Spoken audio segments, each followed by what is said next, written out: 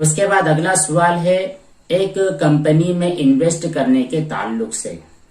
بہت ساری کمپنیاں ایسی ہے جن میں ہم لوگ پیسہ انویسٹ کرتے ہیں، کوئی سامان اس کا خریدتے ہیں، ہم ان کے ساتھ ایک طرح کی پارٹنرشپ کرتے ہیں اور ان سے کچھ پروڈکٹس خرید لیتے ہیں۔ خریدنے کے بعد جو آدمی اس کا ممبر بنتا ہے، اس کی ذمہ داری ہوتی ہے کہ اپنے نیچے بھی کام کرنے والوں کو ایڈ کرتا چلے۔ رائٹ سائڈ میں 2 لوگوں کو ایڈ کرنا ہے، اسی طرح لیفٹ میں 2 لوگوں کو بڑھانا ہے، پھر اس طرح جو دونوں جانب کے 2 لوگ تھے اپنے نیچے 2 4 لوگوں کو ایڈ کرتے چلیں گے۔ اس طرح کی ایک مکمل چین بن جائے گی۔ تو اس کمپنی کے پروڈکٹ خریدنے اور اس میں انویسٹ کرنے، اسی طرح ان کے ممبر بننے کے تعلق سے سوال کیا ہے عزیزم مولانا حسن صاحب مفتاحی شولہ پوری نے کہ کیا ہم ایسی کمپنی میں حصہ لے سکتے ہیں، ان کے ممبر بن سکتے ہیں یا نہیں؟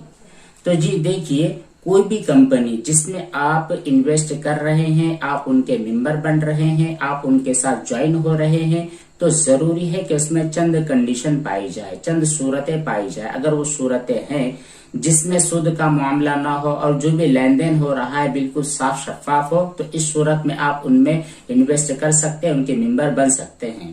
لیکن جو چین بنانے والا معاملہ ہوتا ہے، یہ بھی ایک طور پر سود کے درجے میں آتا ہے۔ آپ ایسی کمپنی کے اندر انویسٹ نہیں کر سکتے۔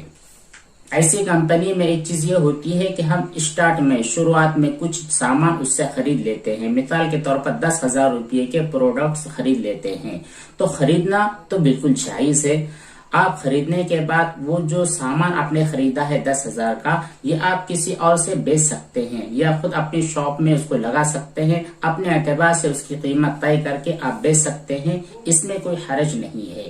البتہ آپ نے سامان خریدا، اس کے بعد خریدنے کے بعد اپنے ساتھ 2-3 لوگوں کو اور ایڈ کر لیا، دائیں طرف سے ایڈ کر لیا، بائیں طرف سے ایڈ کر لیا، تو اس صورت میں جو چین چلتی ہے، اس طرح کی چین کا بنانا، ممبرز کو بڑھانا، اور ممبرز بڑھانے کے بعد وہ جتنے ممبر ایڈ کرتے چلیں گے ان تمام کا بینیفٹ آپ کو ملتا رہے گا، یہ تمام چیزیں شرعی اعتبار سے درست نہیں ہے۔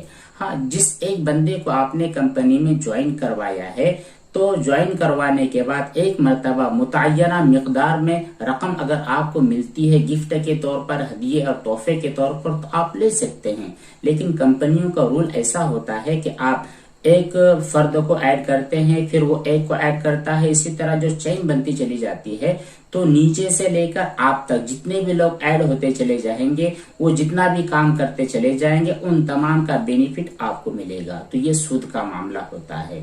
تو ان لوگوں کی محنت کی وجہ سے جو آپ کو پیسہ ملتا ہے، رقم ملتی ہے، تو یہ سودی کاروبار ہو چکا ہے، یہ سودی آپ کو فائدہ ہو رہا ہے، جس میں آپ کی کوئی محنت نہیں ہے، محنت کرنے والے دوسرے لوگ ہیں۔